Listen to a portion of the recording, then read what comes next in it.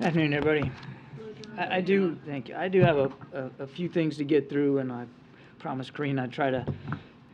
We encouraged President Xi to advocate for this exact essential key point, which must include the withdrawal of Russian forces from sovereign Ukrainian territory consistent with the UN Charter. The entire world would like to see this war end, especially the Ukrainians themselves, who have put forward their own plan for a just peace, which draws again on these same UN principles.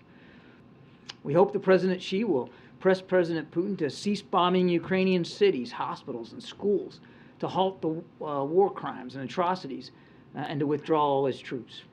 But we are concerned that, instead, China will reiterate calls for a ceasefire that leaves Russian forces inside Ukraine's sovereign territory. Now, any ceasefire that does not address the removal of Russian forces from Ukraine would effectively ratify Russia's illegal conquests. Efforts to end this conflict must take Ukraine's position into account. And so we encourage President Xi to play a constructive role by speaking with President Zelensky, which he has not done since Russia launched this invasion. Because China, quite frankly, we believe, should hear directly from the Ukrainians and not just from the Russians.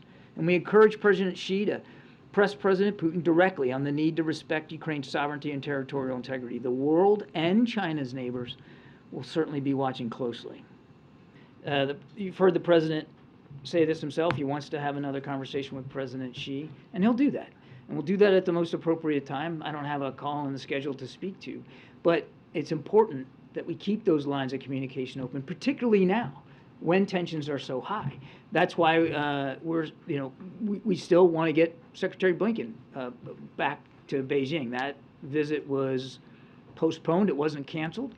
And we're still hopeful that we can get that back on the calendar. As a matter of fact, we're having discussions with the PRC right now about potential visit by Secretary Yellen and Secretary Raimondo to go over there and talk about economic issues. So there's that we're still working. So all of that, keeping those lines of communication open, are still valuable. We don't know if there's going to be some sort of arrangement. I would just tell you that we still don't believe that China's taken it off the table. We still don't believe and haven't seen any indication that they're moving in that direction, or they've made a decision to provide, or that they're actually going to do that. We continue to believe it's not in China's best interest to do that, to help Mr. Putin slaughter innocent Ukrainians. It's hard to believe that they would think that that's in their best interest. It would also run counter to what we've heard President Xi talk about in terms of what his ultimate goal here is. I think he put an op-ed out today talking about sovereignty, territorial integrity, finding a peaceful way to end this war. That providing lethal weapons would seem to be inconsistent with that goal. So I hope he got to see what his troops, his military, and his war did to that city. But we'll let him speak to what he came away from. I would also tell you that it's clear that he knows, he has to know, how badly he's doing inside Ukraine.